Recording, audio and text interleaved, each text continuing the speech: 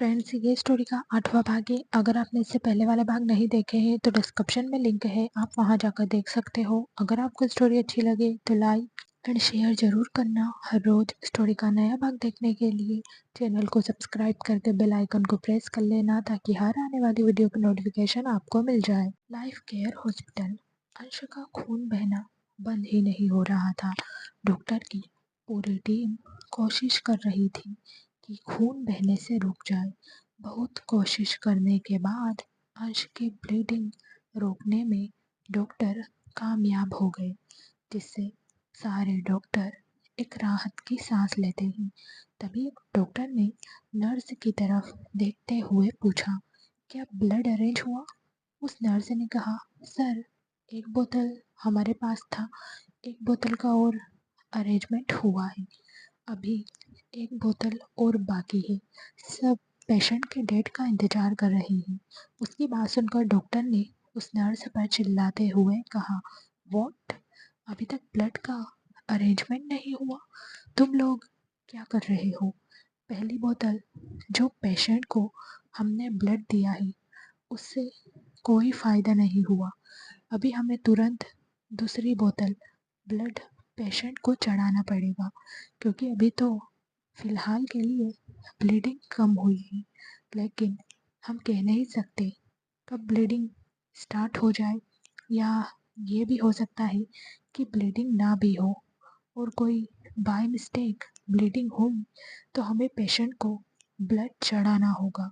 अगर हमारे पास ब्लड ही नहीं है तो हम पेशेंट को कैसे बचाएंगे? बोलो, उनसे कहो कि जल्द से जल्द ब्लड का अरेंजमेंट करें। हमारे पास ज़्यादा टाइम नहीं है। डॉक्टर की बात सुनकर उस नर्स ने कहा, जी सर, और फिर वो बाहर चली गई। बाहर आकर उसने आशी और नील के पास जाकर पूछा, क्या पेशेंट के डेड आ गए हैं जो खून देने वाले हैं? नील ने कहा, वो पुणे पहुंच गए हैं, बस कुछ देर बाद वो यहाँ आ जाएंगे। इधर पुणे एयरपोर्ट पर निशांत जी और शालिनी जी एयरपोर्ट से बाहर आए और कार में बैठकर हॉस्पिटल के लिए निकल गए। अब तक जोर से बारिश शुरू हो गई थी। बारिश और हवा इतनी तेज थी कि ड्राइवर से ड्राइव करना बहुत मुश्किल हो रहा था। सारी गाड़ियाँ बीच रास्ते में रुकी हुई थी। गाड़ियों के से बीच रास्ते में रुक जाने से ट्रैफिक जाम होने लगा था। निशांत जी अपनी वॉच में टाइम देखने लगे। अभी 1 घंटे में 15 मिनट बाकी थे। ये देखकर निशांत जी परेशान हो गए। उन्हें समझ नहीं आ रहा था कि हॉस्पिटल वो कैसे पहुंचे। वहीं शालिनी जी की तो रो रो कर हालत खराब हो गई थी। कुछ सोचकर निशांत जी ने अपना फ़ोन निकाला और एक नंबर डायल किया। 1-2 रिंग जाने के बाद सामने से किसी ने हेलो कहा, तो निशांत जी ने गुस्से में कहा, मैं निशांत रायज़ादा बात कर रहा हूँ। ये सुनकर दूसरी तरफ से कहा, जी जी सर, मैं आपकी क्या मदद कर सकता हूँ?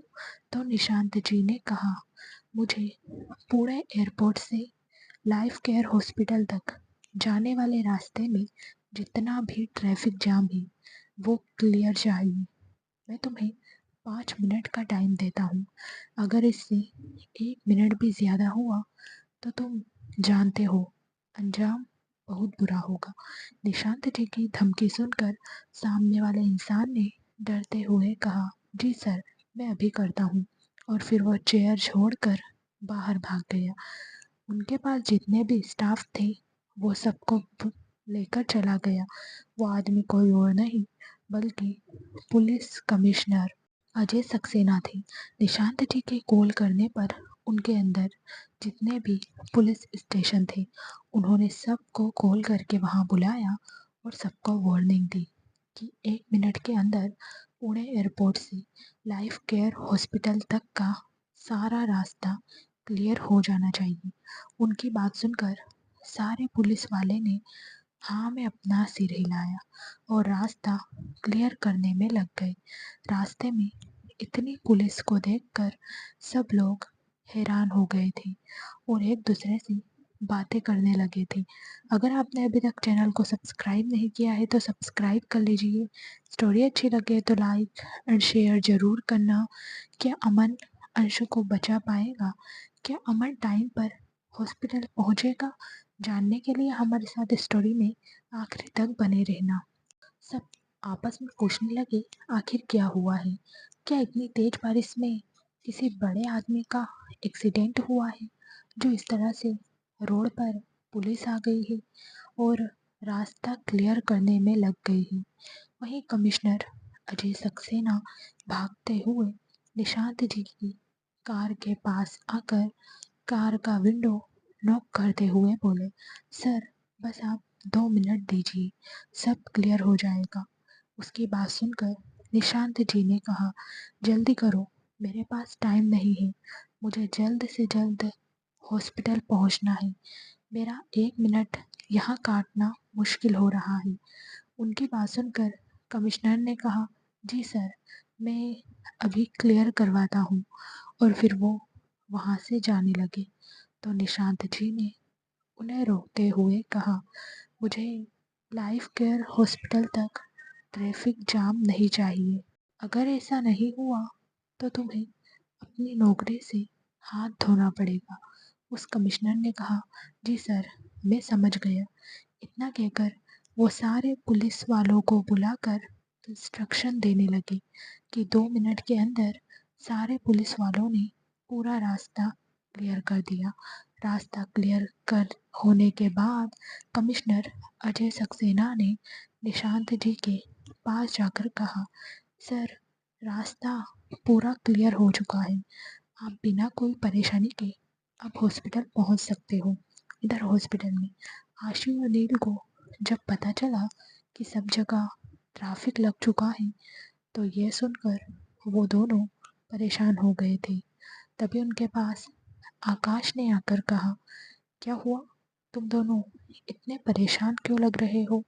अंश ठीक तो है ना? आकाश की बात सुनकर नील ने कहा, सर वो तो ठीक है, उन्हें दूसरी बोतल ब्लड चढ़ा चुके हैं, वो खत्म होने को आ रहा है, लेकिन सर अभी तक नहीं आए हैं। और अभी पता चल रहा है कि बारिश की वजह से सब जगह पर ट्रैफिक जाम हो चुका है। हमारे पास सिर्फ 10 मिनट है। नील की बात सुनकर आशी ने कहा, नहीं, मैं मेरे भाई को मरने के लिए नहीं छोड़ सकती। मैं अभी डॉक्टर से कहती हूँ कि मेरा सारा खून ले ले और मेरे भाई को बचा ले। उसकी बात सुनकर आकाश को गुस्सा आ गया। आकाश ने गुस्से में आशी पर चिल्लाते हुए कहा, आशी, तुम बचपना छोड़ो, मॉम डैड अभी आते ही होंगे, तुम्हारे भाई को कुछ नहीं होगा, लेकिन मैं तुम्हें दूसरी बोतल ब्लड नहीं देने दे सकता। तुम्हें एनीमिया की प्रॉब्लम है, तुम किसी को एक बोतल से ज़्यादा ब्लड नहीं दे सकती। अगर तुम्हें कुछ हो गया तो तुमने सोचा है मेरा और शौर्य का क्या होगा? आकाश की बात सुनकर आशी ने कहा, मुझे कुछ नहीं होगा, मुझे मेरे भाई को बचाना है।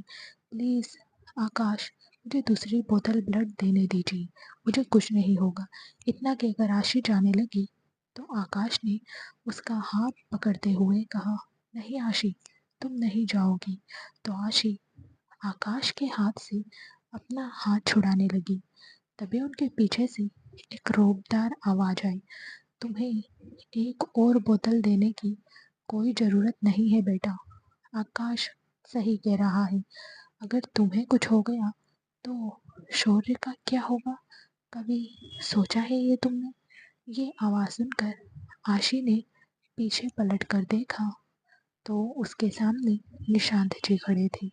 निशांत जी को देखकर आशी भागते हुए उनके पास गई और उनके गले लगकर फूट फूट कर रोने लगी। उसने रोते हुए कहा, डैड प्लीज़ आप भाई को बचा लीजिए, उन्हें कुछ नहीं होना चाहिए। उसे ऐसे देखकर निशांत जी ने उसके सिर पर हाथ फेरते हुए कहा, मेरे होते हुए तुम्हारे भाई को कुछ नहीं होगा, मुझ पर यकीन करो बेटा। उनकी बात सुनकर आशी ने कहा, मुझे आप पर पूरा भरोसा है डैड। उसकी बात सुनकर निशांत जी ने हाँ, मैं अपना सिर हिलाया। अगर आपने अभी तक चैनल को सब्सक्राइब नहीं किया है तो सब्सक्राइब कर लीजिए।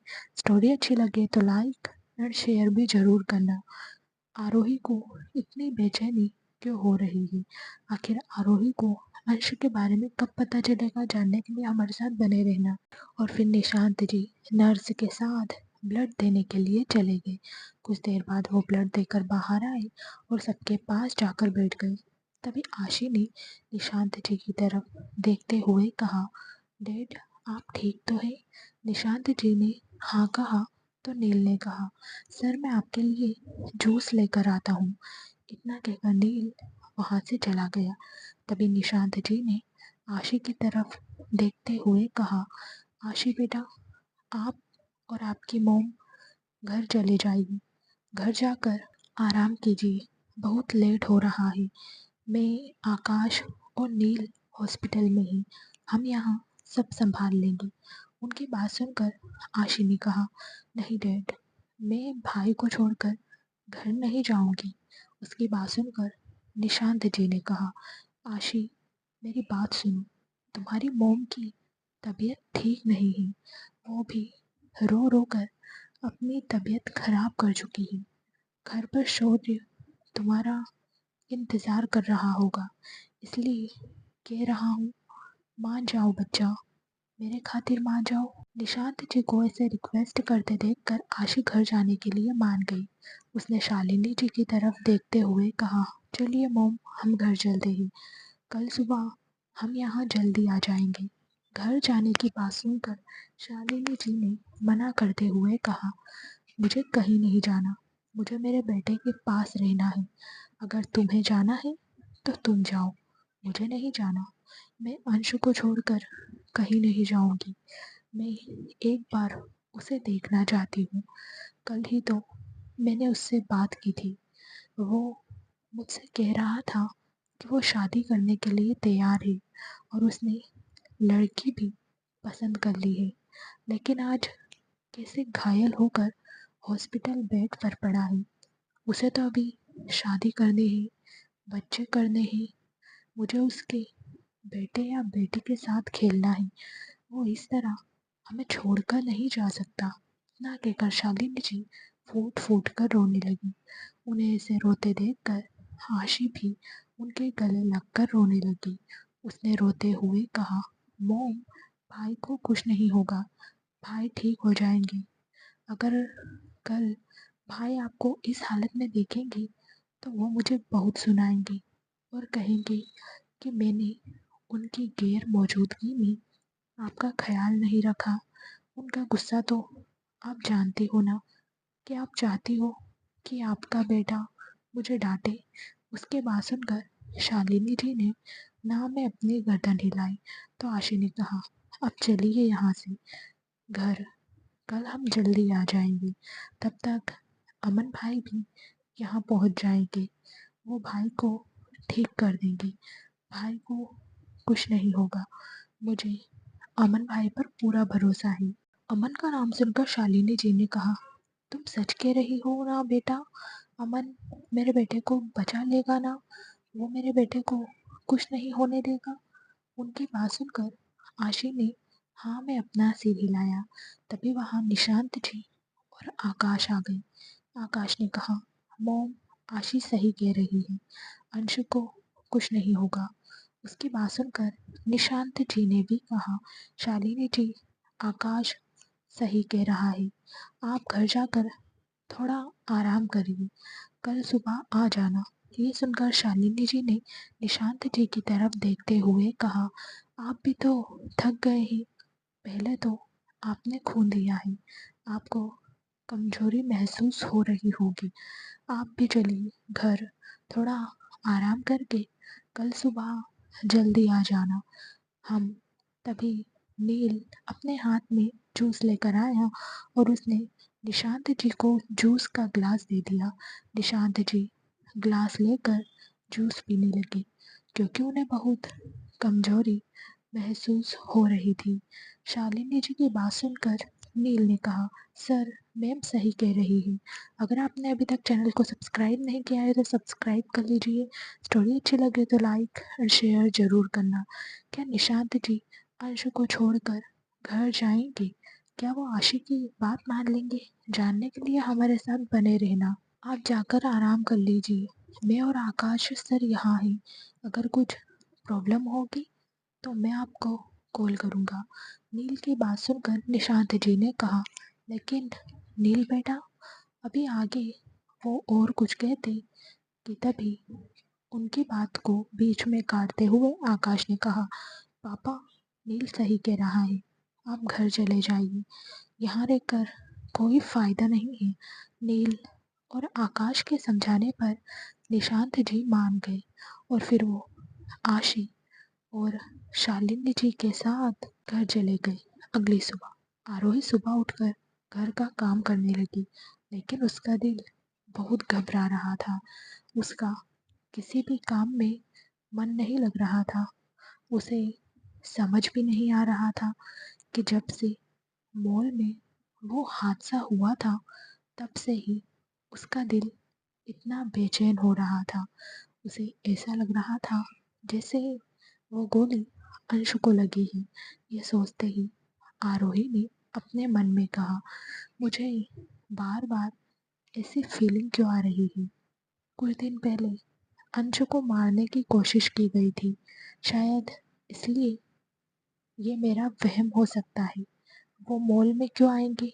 वो तो ठीक होंगे, उन्हें कुछ नहीं हुआ होगा। अगर ऐसा कुछ भी होता तो आशी मुझे कॉल करके ज़रूर बताती। ये सोचकर उसने आगे कहा, लेकिन आशी मुझसे क्यों कहेगी अपने भाई के बारे में? मैं क्या लगती हूँ उनकी? कुछ भी तो नहीं।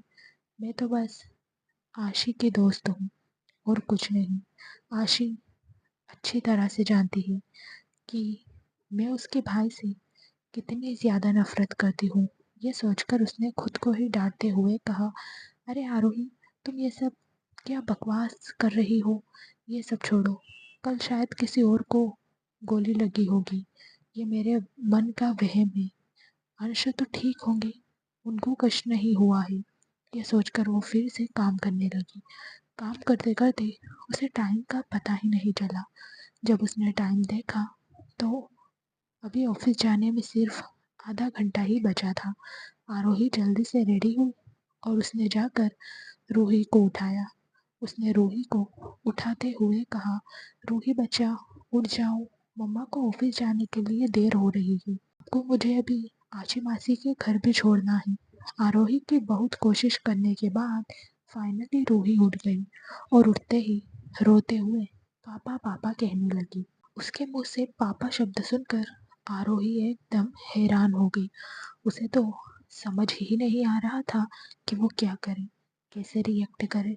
रूही के मुंह से पापा सुनकर आरोही को फिर से अंश की याद आ गई। तभी उसे फिर से रूही के पापा पापा कहने की आवाज़ आई।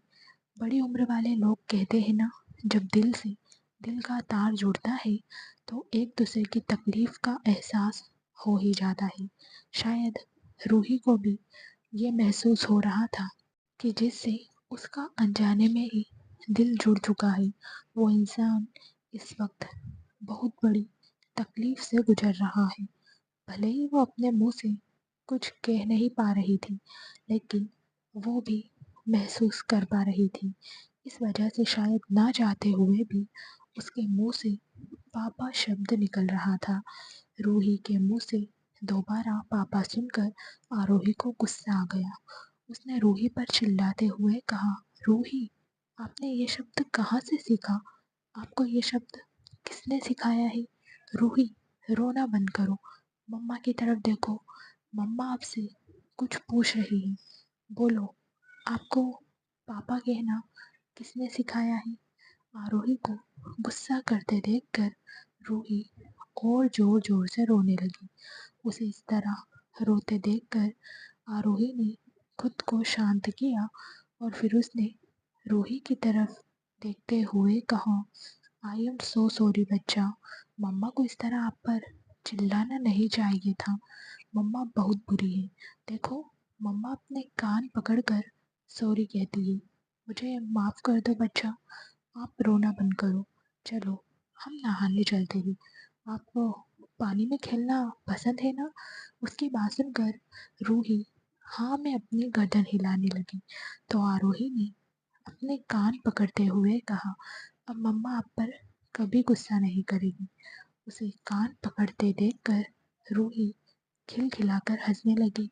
उसे ऐसे हंसते देखकर आरोही भी हंसने लगी। अगर आपने अभी तक चैनल को सब्सक्राइब नहीं किया है तो सब्सक्राइब कर लीजिए। स्टोरी अच्छी लगे तो लाइक और शेयर ज़रूर करना।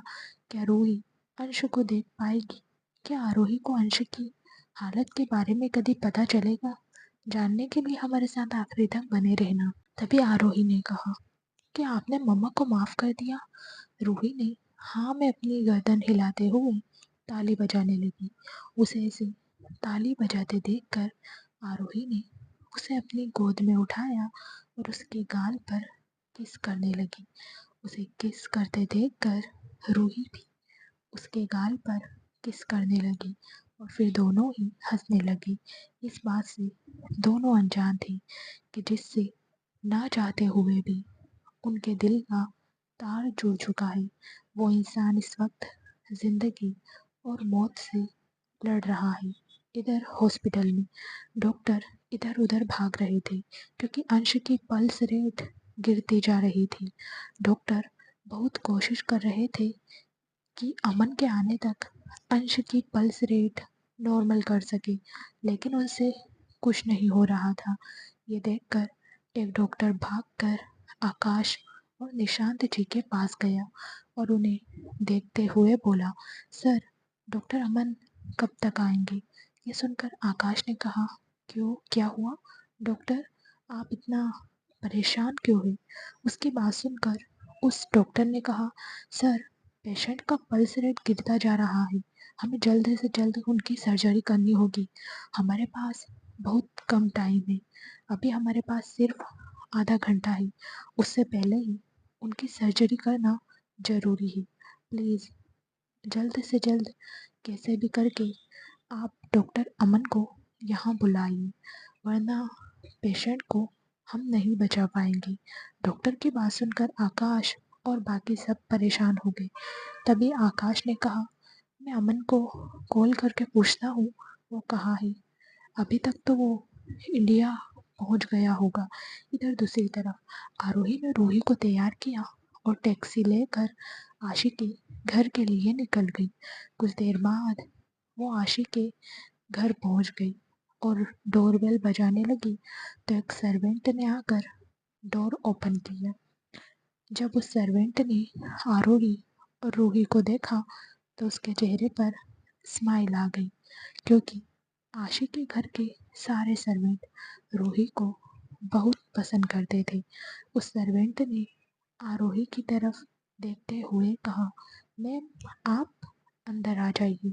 यह सुनकर आरोही ने कहा, नहीं मैं शाम को आऊँगी। फिर उसने थोड़ा हिचकिचाते हुए पूछा, घर में सब ठीक तो है ना? ये कहते हुए आरोही का दिल बहुत घबरा रहा था। उसकी बात सुनकर उस सर्वेंट ने कहा, सब ठीक है मैम, आप ऐसा क्यों पूछ रही हो? तो आरोही ने कहा, बस ऐसे ही। फिर उसने अपने मन में कहा, भगवान आपका शुक्रिया, सब ठीक है, अंश ठीक है, उन्हें कुछ नहीं हुआ है। फिर उसने उस सर्वेंट की तरफ देखते हुए कहा, वैसे आशी कहाँ है? क्या वो अभी तक सो रही है? उसकी बात सुनकर उस सर्वेंट ने कहा, ऐसी कोई बात नहीं है मैम, वो आशी मैम के मॉम डैड आए हैं मुंबई से, इसलिए वो सुबह सुबह ही कहीं चले गए। कहाँ गए हैं ये हमें पता नहीं। दरअसल अंश के हॉस्पिटलाइज्ड होने की बात आशी के घर के कि भी किसी भी सर्वेंट को पता नहीं थी। आरोही ने रूही को उस सर्वेंट को दिया और वो वहाँ से चली गई। इधर आयरलैंड में जगदीश चड्ढा ने अपने असिस्टेंट की तरफ देखते हुए पूछा, क्या कुछ पता चला उस अंश रायजादा के बारे में? वो जिंदा है या मर गया? अगर जिंदा है तो पता करो वो कौन से हॉस्पिटल में है, और एक काम करो। उसकी बात सुनकर उसके असिस्टेंट ने पूछा, हाँ सर, बताइए क्या करना है? तो जगदीश चड्ढा ने कहा, अभी अच्छा मौका है। सब उस अंश को लेकर परेशान होंगे। इस बात का फायदा उठाकर अंश की बहन आशी के घर पर एक आदमी को काम करने के लिए भेज दो। हमारा आदमी उसकी बहन के घर पर काम करेगा तो हमें उस अंश के बारे में सारी जानकारी होगी। अगर आपने अभी तक चैनल को सब्सक्राइब नहीं किया है तो सब्सक्राइब कर लीजिए। स्टोरी अच्छी लगे तो लाइक एंड शेयर ज़रूर करना। क्या जगदीश चड्ढा अपने इरादों में कामयाब हो पाएगा? क्या अंश जगदीश चड्ढा को उसके किए की सजा देगा? जानने के लिए हमारे साथ बने रहना। उसकी बात सुनकर उसके असिस्टेंट ने कहा, जी सर, मैं समझ गया, ये काम आज ही हो जाएगा। उसकी बात सुनकर जगदीश चड्ढा ने हाँ मैं अपना सिर हिलाया तो रॉबर्ट वहाँ से चला गया। रॉबर्ट के जाने के बाद जगदीश चड्ढा ने खुद से कहा, अगर तुम इससे भी बच गए तो मैं तेरी उस जगह पर वार करूँगा कि तुम जिंदा होते हुए भी जिंदा नहीं रहोगे। अब मुझे जल्द से जल्द तुम्हारी कमजोरी का पता लगाना होगा, क्योंकि तुम्हारे पूरी तरह से ठीक होने से पहले ही मैं तुम्हें मार दूंगा। इतना कहकर जगदीश चड्ढा जोर जोर से हंसने लगा। इधर दूसरी तरफ अब तक अमन की फ्लाइट इंडिया में लैंड हो चुकी थी। वो फ्लाइट से उतरकर एयरपोर्ट से बाहर आ रहा था। तभी उसका फ़ोन रिंग करने लगा। उसने अपने पॉकेट से फ़ोन निकाल कर देखा तो स्क्रीन पर आकाश का नाम शो हो रहा था। आकाश का नाम देखकर एक पल के लिए अमन का दिल बैठ गया, क्योंकि उसे डर था कि कहीं उसके हॉस्पिटल पहुंचने से पहले ही अंशु को कुछ हो ना गया हो। उसने खुद को शांत किया और फ़ोन उठाकर हेलो कहा तो दूसरी तरफ से आकाश की घबराई हुई आवाज़ आई, अमन तुम कहाँ हो? उसे घबराते देखकर अमन ने डरते हुए पूछा, क्या हुआ आकाश? तुम इतने घबराए हुए क्यों हो? आकाश ने कहा, तुम इस वक्त कहाँ हो अमन? अमन ने कहा, मैं अभी इंडिया पहुंचा हूँ और एयरपोर्ट से बाहर आ रहा हूँ। तुम बताओ क्या बात है? अंश कैसा है? वो ठीक तो है ना? सब कंट्रोल में है ना? मैं कुछ देर में वहाँ पहुँच जाऊँगा। उसकी बात सुनकर आकाश ने कहा, अमन यहाँ कुछ भी ठीक नहीं है। अंश की पल्स रेट गिरती जा रही है। डॉक्टर पूरी कोशिश कर रहे हैं उसे नॉर्मल करने की, लेकिन वो नॉर्मल नहीं हो रहा है। आधे घंटे में अगर अंश का ऑपरेशन स्टार्ट नहीं हुआ तो इतना कहकर आकाश चुप हो गया। वहीं उसकी बात सुनकर अमन ने चिल्लाते हुए कहा, कुछ नहीं होगा मेरे दोस्त को, समझे तुम सब मेरा इंतज़ार करो। मैं 15 मिनट में हॉस्पिटल पहुंच जाऊंगा। सब कुछ रेडी करो। मुझे कोई लापरवाही नहीं चाहिए। मैं अंश को लेकर कोई रिस्क नहीं ले सकता। आकाश भी अच्छे से जानता था कि अमन के लिए अंश क्या है। वो दोनों एक दूसरे के लिए जान देने को भी तैयार हो जाते थे और किसी की जान लेने के लिए भी तैयार हो जाते थे। अमन की बात सुनकर आकाश ने हाँ कहा और फ़ोन कट कर दिया और डॉक्टर को सब अरेंजमेंट करने को कहा। वहीं जब अमन ने अंश की कंडीशन के बारे में सुना तो उसने रजत की तरफ देखते हुए कहा, हमें 15 मिनट में हॉस्पिटल पहुंचना है। इतना कहकर वो अपना लगेज लेकर एयरपोर्ट से बाहर जाने लगा। उसके पीछे पीछे रजत भी जा रहा था। रजत ने खुद से कहा, बेटा रजत, अगर अभी कुछ देर पहले फ्लाइट में उड़कर तुम्हारा मन नहीं भरा है तो अभी रॉकेट में उड़ने के लिए तैयार हो जाओ, क्योंकि तुम्हें अच्छे से पता है जब सर को इमरजेंसी में कहीं भी जाना होता है तो वो गाड़ी ज़मीन पर रॉकेट की तरह चलाते हैं। ऐसा लगता है वो कोई गाड़ी नहीं बल्कि अंतरिक्ष में उड़ने वाला रॉकेट है। आज तो सर के दोस्त की जान का सवाल है। मुझे तो आज भगवान ही बचा सकता है। अमन एयरपोर्ट से बाहर आकर गाड़ी के पास जाकर ड्राइवर से बोला, गाड़ी मैं चलाऊंगा, तुम हमारे लगेज लेकर टैक्सी पकड़कर घर चले जाओ। इतना कहकर उसने ड्राइवर से गाड़ी की चाबी ली और गाड़ी में बैठ गया। और फिर उसने रजत को गाड़ी में बैठने का इशारा किया तो रजत भी सीट पर बैठ गया। रजत के बैठने के बाद अमन ने गाड़ी स्टार्ट की और वो गाड़ी को इतनी तेजी से भगाने लगा कि गाड़ी सच में एक रोबोट हो। वहीं रजत अपनी आंखें बंद करके मन ही मन भगवान को याद करते हुए बोला, हे भगवान, हम दोनों को जल्द से जल्द हॉस्पिटल पहुंचा दो ताकि मैं एक सुकून की सांस ले सकूं। वहीं अमन ने 1 घंटे का रास्ता सिर्फ 15 मिनट में ही तय किया था और वो हॉस्पिटल पहुंच गया क्योंकि उसके पास अब सिर्फ 15 मिनट बचे थे। अगर आपने अभी तक चैनल को सब्सक्राइब नहीं किया है तो सब्सक्राइब कर लीजिए। स्टोरी अच्छी लगे तो लाइक एंड शेयर जरूर करना। क्या अमन अंश को बचा पाएगा? क्या अंश दोबारा अपनी आरोही के पास लौटेगा? जानने के लिए हमारे साथ बने रहना।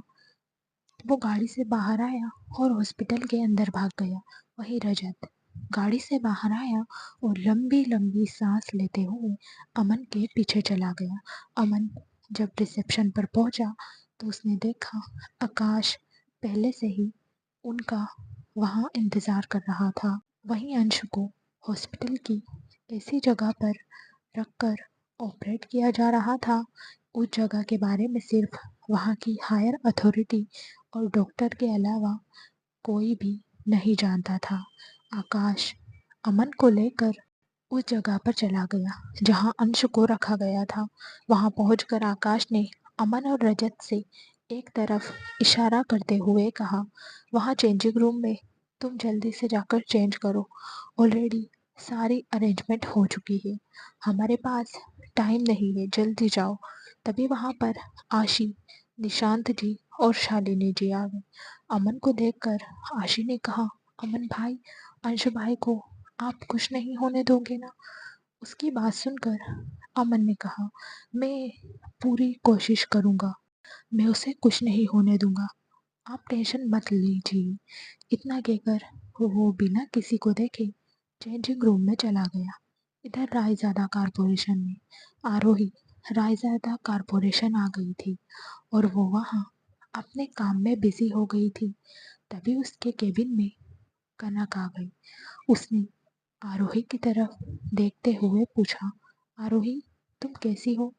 उसकी बात सुनकर आरोही ने कंफ्यूज होते हुए कहा, मुझे क्या हुआ है, मैं तो ठीक हूँ, तुम्हें ऐसा क्यों लगता है कि मुझे कुछ हुआ है?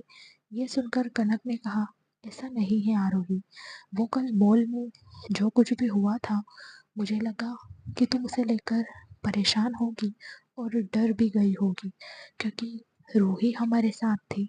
वैसे रूही ठीक तो है ना? आरोही ने कहा, हाँ वो ठीक है। फिर उसने कुछ सोचते हुए कनक से पूछा, क्या आज बॉस और उनके असिस्टेंट नील सर ऑफिस नहीं आए हैं? क्या वो दोनों कहीं गए हैं? उसकी बात सुनकर कनक ने कहा, मुझे नहीं पता आरोही, वो स्टाफ को बताकर थोड़ी ना जाते हैं। मैंने जब यहाँ कम काम करने वाले लोगों से पूछा तो वो लोग कह रहे हैं कि उन्हें भी पता नहीं है कि वो दोनों आज कहाँ गए हैं। वैसे भी बॉस का कोई भरोसा नहीं रहता कि वो कब ऑफिस आते हैं और कब जाते हैं। इधर हॉस्पिटल में चेंज करने के बाद अमन परेशान होकर चेयर पर बैठ गया। उसे से परेशान होते देखकर रजत ने पूछा, सर, आपको क्या हुआ है? आप इतना परेशान क्यों हो रहे हो? आप पहली बार थोड़ी ना कर रहे हो किसी पेशेंट का ऑपरेशन। अगर आपने अभी तक चैनल को सब्सक्राइब नहीं किया है तो सब्सक्राइब कर लीजिए। स्टोरी अच्छी लगे तो लाइक और शेयर जरूर करना। क्या अमन अंश का ऑपरेशन सक्सेसफुली कर पाएगा या होगी कोई अनहोनी? जानने के लिए हमारे साथ आखिरी तक बने रहना। रजत की बात सुनकर अमन ने कहा, मैं जानता हूँ, लेकिन आज लाइफ में पहली बार मुझे डर लग रहा है, कहीं मैं इमोशनल होकर कोई गलती ना कर दूँ जिस वजह से मेरे दोस्त की जान चली जाए तुम भी जानते हो, मैं ऑपरेशन रूम में जाने के लिए एक सेकंड भी नहीं सोचता हूँ, लेकिन आज पहली बार उस रूम में जाने के लिए मेरे पैर मेरे साथ नहीं दे रहे हैं। अमन की बात सुनकर रजत ने कहा, सर, आज आप इस तरह की बातें क्यों कर रहे हो? अमन ने कहा, रजत, आज लाइफ में पहली बार मुझे डर लग रहा है। जब आपके दिल का करीबी इंसान आपके सामने बेड पर पड़ा हो, उसका जीना और मरना आपके हाथ में हो, तब आप कैसा फील करते हो वो कोई नहीं जानता। सब कहते हैं कि डॉक्टर को इमोशनल होने का कोई हक नहीं है। जब आप ऑपरेशन करने जाते हो तो ऑपरेशन रूम में सोया हुआ इंसान आपको सिर्फ एक पेशेंट लगना चाहिए, वो आपका कोई सगा ही क्यों ना हो। डॉक्टर बनते वक्त ऐसा हमें सिखाया जाता है। मैं ये बात समझता भी हूँ और मानता भी हूँ, लेकिन अगर कोई और पेशेंट होता तो ये बात एक बार के लिए मान भी जाता कि ऑपरेशन रूम में सोया हुआ इंसान मेरा सिर्फ एक पेशेंट है और उसे बचाना मेरा फ़र्ज़ है, क्योंकि उनकी फैमिली वाले हम पर भरोसा करके उनकी ज़िंदगी हमारे हाथ में देते हैं। उस वक्त हम डॉक्टर उनके लिए भगवान होते हैं, क्योंकि उन्हें हम पर भरोसा होता है कि हम उस इंसान को बचा लेंगे। ये सोचकर वो ऑपरेशन थिएटर के बाहर बेसब्री से हमारा इंतज़ार करते हैं। लेकिन आज जिस इंसान के सीने पर मैं चाकू चलाने जा रहा हूँ, वो मेरी जान है। ये मैं जानता हूँ कि वो अभी सिर्फ मेरा एक पेशेंट है, लेकिन मैं मेरे दिल को कैसे समझाऊँ रजत? बोलो, अगर मेरी जगह पर तुम होते और तुम्हारी फैमिली के करीबी इंसान का तुम्हें ऑपरेशन करना होता तो तुम क्या करते? कोई जवाब है तुम्हारे पास? मुझे पता है इसका जवाब किसी के भी पास नहीं है। अमन की सारी बात सुनकर रजत ने कहा, सर, मैं जानता हूँ आज का दिन आपके लिए मुश्किल है, फिर भी आपको स्ट्रॉन्ग बनना होगा। आज आपको अपना बेस्ट से बेस्ट देना होगा। ये इमोशनल होने का टाइम नहीं है। चलिए सर। उसकी बात सुनकर अमन ने एक नज़र रजत को देखा और एक गहरी सांस लेते हुए कहा, तुमने सही कहा, मुझे उसे किसी भी हालत में बचाना होगा। अगर मैं आज उसे नहीं बचा पाया तो मुझे डॉक्टर होने का कोई हक नहीं है। अगर आज अंश को कुछ हो गया तो मैं अपनी डॉक्टरी हमेशा हमेशा के लिए छोड़ दूंगा। ये सुनकर रजत ने परेशान होते हुए कहा, सर, ये आप क्या कह रहे हो? आप ऐसा नहीं कर सकते। अमन ने कहा, मैं ऑलरेडी फैसला ले चुका हूँ रजत, अब मैं उसे नहीं बदल सकता। मुझे आगे डॉक्टर रहना है या नहीं, ये मेरा आज का ऑपरेशन तय करेगा। चलो, अब मैं और कोई बात नहीं सुनना चाहता। इतना कहकर वो ऑपरेशन थिएटर के अंदर जाने लगा। रजत भी उसके पीछे पीछे चला गया। वहाँ बाकी डॉक्टर उनका इंतज़ार कर रहे थे। अर्श के पास जाकर अमन ने उसके सिर पर हाथ फेरते हुए कहा, मैं जानता हूँ तुम सुन नहीं सकते, लेकिन फील तो कर सकते हो। मुझ पर भरोसा रखना, मैं तुम्हें कुछ नहीं होने दूंगा। तुम्हारी ज़िंदगी के साथ साथ मेरी ज़िंदगी भी जुड़ी है। इतना कहकर उसने एक गहरी सांस ली और अपने फेस पर मास्क लगाकर बाकी डॉक्टर को इंस्ट्रक्शन देने लगा। इधर रायज़ादा कॉरपोरेशन में आरोही को अचानक अपने दिल में दर्द होने लगा। उसके दिल की धड़कनें तेज होने लगी। उसके दिल की बेचैनी और घबराहट और ज़्यादा बढ़ रही थी। वो समझ नहीं पा रही थी कि उसे क्या हो रहा है। वो खुद को जितना शांत कर रही थी, उतना ही उसका दिल और ज़्यादा बेचैन हो रहा था। अपने आप को शांत करने के लिए आरोही ने पानी की एक पूरी बोतल पी ली, लेकिन फिर भी उसकी बेचैनी कम नहीं हो रही थी। उसने अपनी आंखें बंद करते हुए कहा, हे भगवान, मैं नहीं जानती अगर आपने अभी तक चैनल को सब्सक्राइब नहीं किया है तो सब्सक्राइब कर लीजिए। स्टोरी अच्छी लगे तो लाइक एंड शेयर ज़रूर करना। आखिर आरोही को इतनी बेचैनी क्यों हो रही है? क्या आरोही अंश की हालत के बारे में कभी जान पाएगी? जानने के लिए हमारे साथ आखिरी तक बने रहना। जो मैं सोच रही हूँ वो सच है या नहीं, लेकिन मुझे ऐसा लग रहा है कि उनके साथ कुछ गलत हुआ है। अगर ऐसा हुआ है तो प्लीज़ उनकी रक्षा करना। उन्हें कुछ नहीं होना चाहिए। मैं भले ही उनसे नफ़रत करती हूँ, लेकिन मैं नहीं चाहती कि उनके साथ कुछ भी गलत हो। प्लीज़ आप उनके साथ रहना इधर हॉस्पिटल के रूम में। अमन जब ऑपरेशन कर रहा था तो अचानक से अंश जोर जोर से सांस लेने लगा। उसे ऐसे सांस लेते देखकर सारे डॉक्टर पैनिक करने लगे। सब डॉक्टर को पैनिक होते देखकर अमन ने सबको शांत किया और फिर सबको इंस्ट्रक्शन देने लगा। कुछ मिनट के बाद अंश की सांस नॉर्मल होने लगी।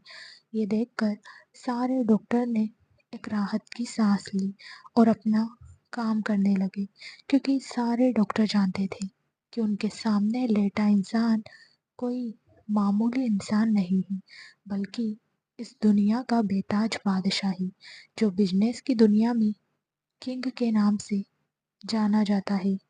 पूरी इंडिया की इकोनॉमी इस एक इंसान की ज़िंदगी से जुड़ी है।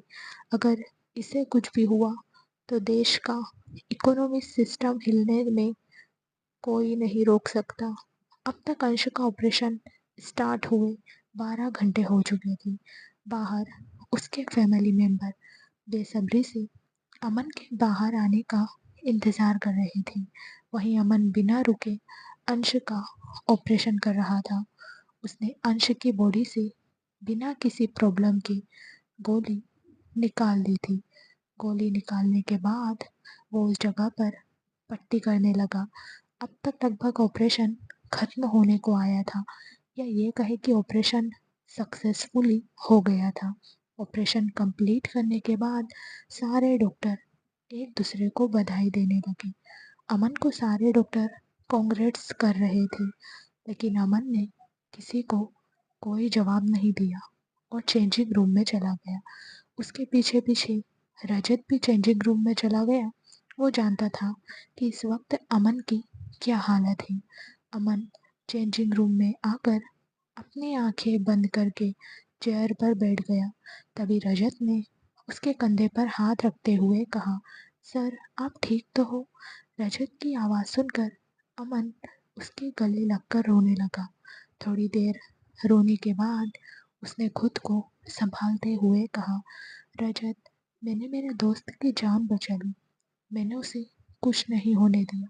उसकी बात सुनकर रजत ने उसके कंधे को थपथपाते हुए कहा, हाँ सर, आपने बचा लिया आपके दोस्त को। अमन ने कहा, तुम्हें पता है रजत, आज मुझे ऐसा महसूस हो रहा है कि मैंने मेरी लाइफ की पहली सर्जरी की है।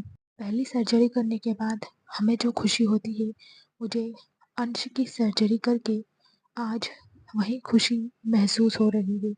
वहीं ऑपरेशन रूम के बाहर सब लोग डॉक्टर के बाहर आने का इंतज़ार कर रहे थे।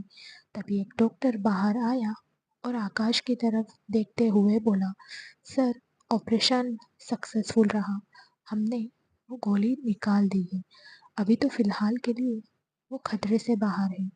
फिर भी उन्हें 24 घंटे ऑब्जर्वेशन में रखना होगा। उनके होश में आने के बाद ही कुछ कहा जा सकता है।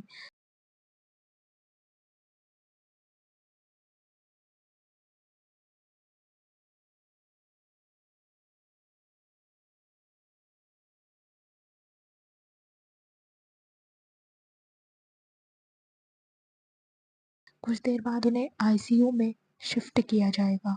उसके बाद आप एक-एक करके उन्हें देख लेना। इधर आशिक के घर पर सारे सर्वेंट परेशान हो रहे थे, क्योंकि रूही चुप होने का नाम नहीं ले रही थी। वो कब से रोए जा रही थी, ना ही कुछ खा रही थी और ना ही कुछ पी रही थी। सारे सर्वेंट मिलकर रूही को चुप करने की कोशिश कर रहे थे। लेकिन रूही चुप होने का नाम ही नहीं ले रही थी। किसी को कुछ समझ नहीं आ रहा था कि रूही को हुआ क्या है। आज तक रूही ने किसी भी सर्वेंट को परेशान नहीं किया था। एक सर्वेंट जिसका नाम श्याम है, उसने अपने बगल में खड़ी पूजा ताई की तरफ देखते हुए कहा, ताई, कहीं रूही बेबी का पेट दर्द तो नहीं हो रहा? क्या हमें आकाश सर को बुलाना चाहिए ताकि वो एक बार रूही बेबी को चेक कर ले? वो तो बच्चों के डॉक्टर है ना। पूजा ताई, जिसकी उम्र 60 साल है, उन्होंने आकाश को बचपन से ही पाल पोस कर बड़ा किया है, इसलिए उन्हें सब लोग ताई कहकर बुलाते हैं। श्याम की बात सुनकर पूजा ताई ने कहा, हम थोड़ी देर देखते हैं रूही बेबी चुप होती है या नहीं, उसके बाद देखेंगे क्या करना है। श्याम ने कहा, जी ताई। तो पूजा ताई ने कहा, एक काम करो, रूही बेबी को खीर पसंद है ना, तुम खीर बनाकर लाओ। तो श्याम ने रूही की तरफ देखते हुए कहा, रूही बेबी, देखो, आपके श्याम अंकल आपके लिए खीर बनाकर लाएंगे, आप खीर खाओगी ना? इतना कहकर वो किचन में चला गया। वहीं पूजा ताई ने रूही को अपनी गोद में उठाया और उसे इधर उधर लेकर घूमने लगी ताकि रूही चुप हो जाए। इधर लाइफ केयर हॉस्पिटल में अमन ने खुद को संभाला और अंश की फैमिली के पास आ गया। सब लोग आईसीयू के बाहर खड़े होकर ग्लास विंडो से अंश को देख रहे थे, जो मशीनों के बीच घिरा हुआ था। तभी अमन ने उन सब के पास आते हुए पूछा, यहाँ क्या हो रहा है? सब विंडो से क्यों लटक रहे हो? वो ठीक है, उसे कल तक होश आ जाएगा। अमन की आवाज़ सुनकर सब लोग पीछे मुड़कर अमन को देखने लगे। जब आशी ने अमन को देखा तो वो भागकर अमन के पास गई और उसके गले लगकर रोते हुए बोली, थैंक यू भाई, मुझे पता था आप भाई को कुछ नहीं होने दोगे। आशी को ऐसे रोते देखकर अमन ने उसे खुद से दूर करते हुए कहा, तुम कब से ऐसे रोंदू हो गए? आईसीयू में जो सड़ेला इंसान पड़ा है ना, उसकी बहन को रोना सूट नहीं करता। अमन के मुंह से खुद के लिए रोंदू सुनकर आशी ने कहा, भाई, मैं कोई रोंदू नहीं हूँ। वो भाई को इस हालत में देखकर मुझे थोड़ा रोना आ गया। ये सुनकर अमन ने आशी को चिढ़ाते हुए कहा, हाय मेरा बच्चा। उसे ऐसे आशी को चिढ़ाते देखकर सब लोग हंसने लगे। तो आशी ने मुंह बनाते हुए कहा, भाई, आप मुझे चिढ़ाना बंद कीजिए, वरना मैं अंश भाई से आपकी कंप्लेन करूँगी। ये सुनकर सब और ज़ोर ज़ोर से हंसने लगे। थोड़ी देर पहले जो वहाँ मातम छाया हुआ था, अब वो खुशी में बदल चुका था। तभी शालिनी जी ने अमन की तरफ देखते हुए कहा, बेटा, तुम्हारा बहुत बहुत शुक्रिया। मैंने तो उम्मीद ही छोड़ दी थी कि मैं फिर से मेरे बेटे को जिंदा देख पाऊंगी। शालिनी जी की बात सुनकर अमन ने कहा, आंटी, आप ये क्या कह रही हो? वो मेरा भाई है, उसमें मेरी जान बसती है, उसकी जान बचाना तो मेरा फर्ज था। आपको शुक्रिया कहने की कोई ज़रूरत नहीं है।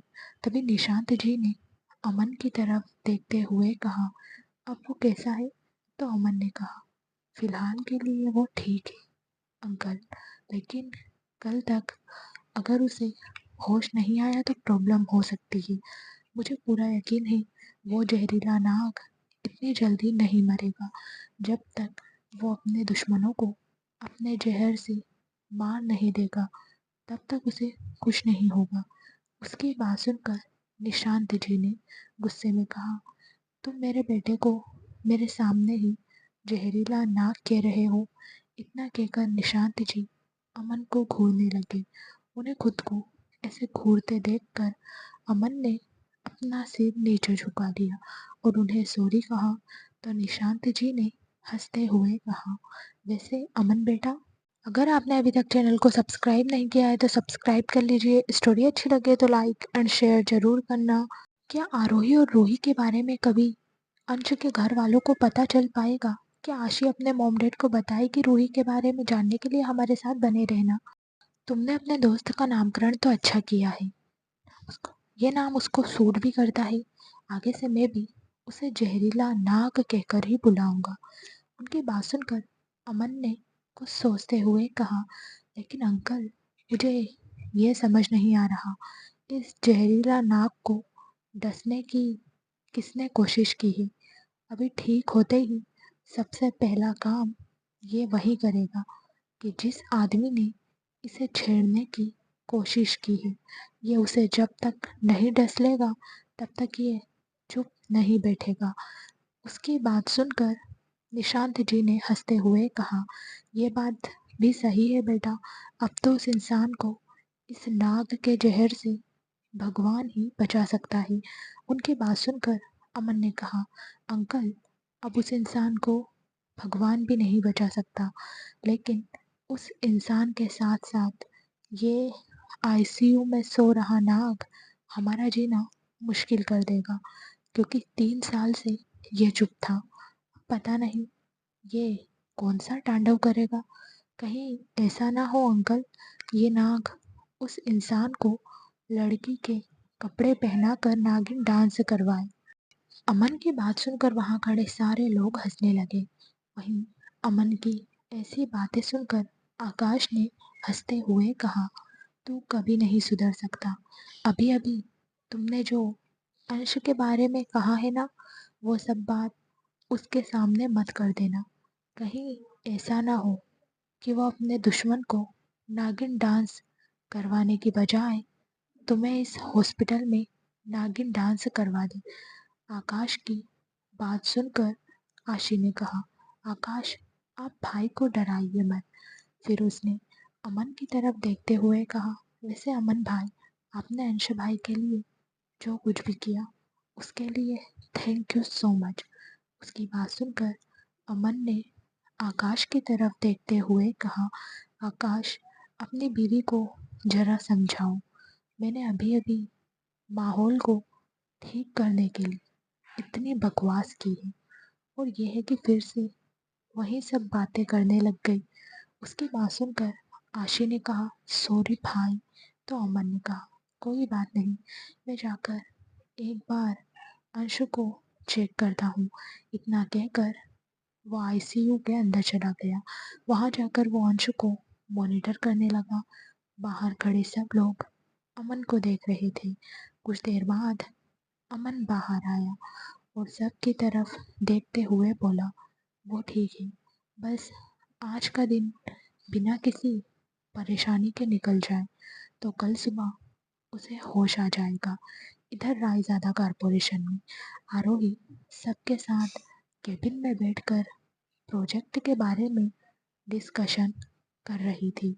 तभी रोहित ने कहा, आरोही, क्या फाइल पर विक्रम सर के साइन हो गए?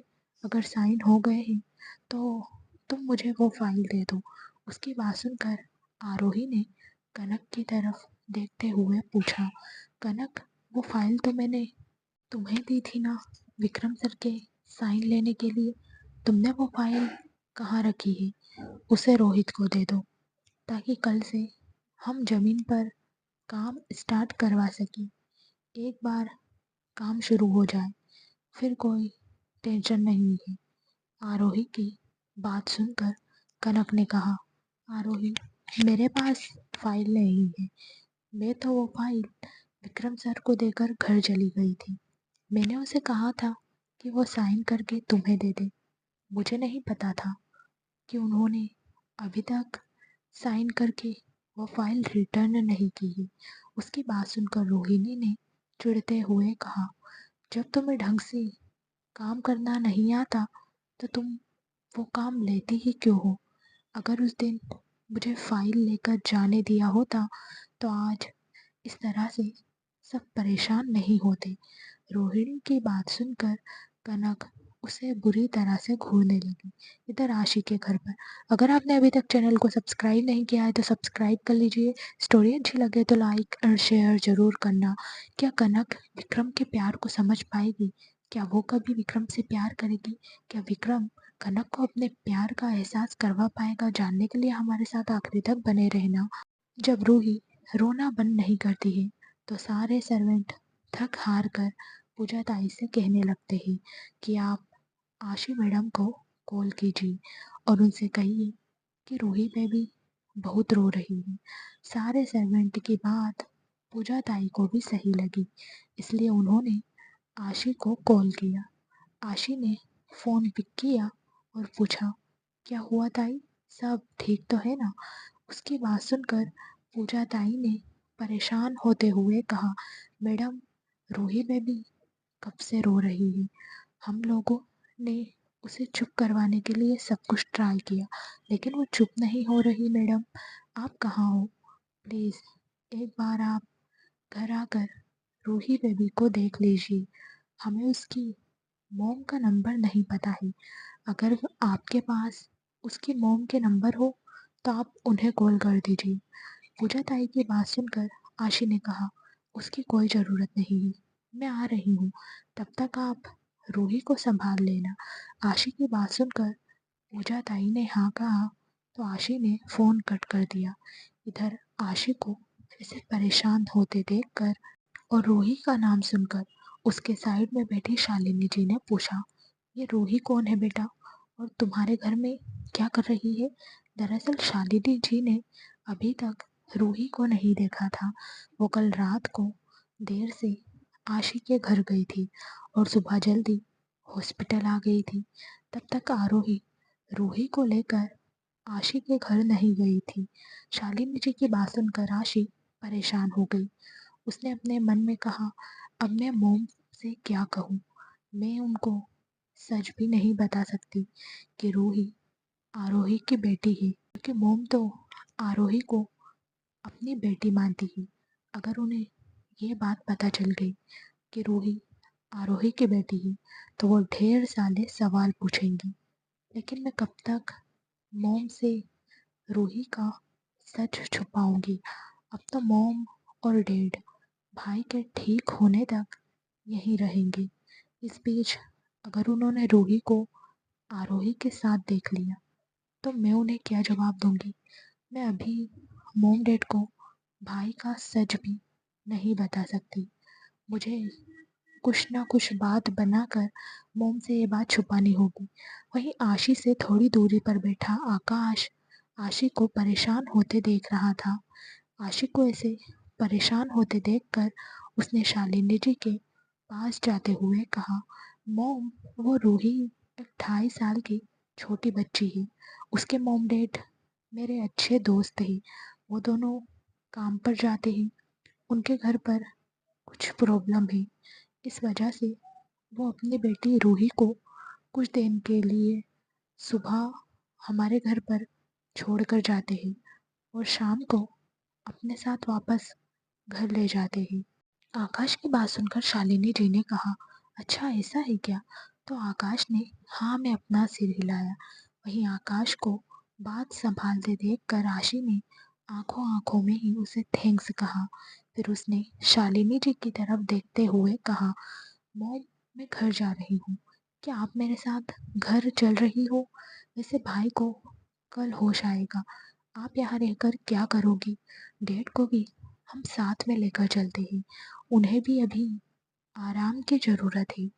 आशी की बात सुनकर शालिनी जी ने मना करते हुए कहा, नहीं बेटा, तुम घर चली जाओ और आकाश को अपने साथ लेकर जाओ, क्योंकि वो कल से ही हॉस्पिटल में है, उसे भी आराम की ज़रूरत है। शालिनी जी की बात सुनकर आकाश ने कहा, नहीं मॉम, मैं यहीं रहूँगा। यहाँ हॉस्पिटल में मेरा एक पर्सनल रूम है। अगर मुझे आराम करना होगा तो मैं वहाँ जाकर आराम कर लूँगा। आप आशिक के साथ घर चली जाइए। शालिनी जी ने कहा, लेकिन बेटा, तो आकाश ने कहा, लेकिन वेकिन कुछ नहीं, आप आशिक के साथ घर जाइए। आकाश की बात सुनकर शालिनी जी ने निशांत जी के पास जाकर कहा, आप भी हमारे साथ घर चलिए, आप अभी पूरी तरह से ठीक नहीं हुए हो। अमन ने जब शालिनी जी की बात सुनी तो वो भी निशांत जी को घर जाने के लिए कहने लगा। सबकी बात मानकर निशांत जी, आशी और शालिनी जी के साथ घर के लिए निकल गए। कुछ देर बाद आशी अपने मॉम डैड के साथ घर पहुंची। घर पहुंचकर उसने श्याम से कहा, रूही कहाँ है, उसने कुछ खाया कि नहीं? तो श्याम ने कहा, नहीं मैम, रूही बेबी ने सुबह से कुछ नहीं खाया है। ये सुनकर आशी ने कहा, आप एक गिलास दूध लेकर शौर्य के रूम में आइए। उसकी बात सुनकर श्याम ने हाँ में अपना सिर हिलाया और वो किचन में चला गया। वहीं आशी ने अपने मॉम डैड को फ्रेश होने के लिए कहा और फिर वो भी शौर्य के रूम में चली गई। रूम में आकर उसने रूही को देखा, जिसने रो रो कर अपनी हालत खराब कर ली थी और पूजा ताई उसे खिलौना दिखाकर चुप करवाने की कोशिश कर रही थी। आखिर क्या हुआ है रूही को? क्या आशी रूही को चुप करवा पाएगी? क्या आरोही को अंश के बारे में पता चलेगा? क्या अंशु को कल तक होश आ जाएगा? जानने के लिए हमारे साथ आखिरी तक बने रहना। फ्रेंड्स, आपको स्टोरी कैसी लगी कमेंट करके ज़रूर बताना। अगर अच्छी लगी हो तो लाइक एंड शेयर ज़रूर करना। हर रोज स्टोरी का नया भाग देखने के लिए चैनल को सब्सक्राइब करके बेल आइकन को प्रेस कर लेना, ताकि हर आने वाली वीडियो की नोटिफिकेशन आपको मिल जाए। Thank you so much friends.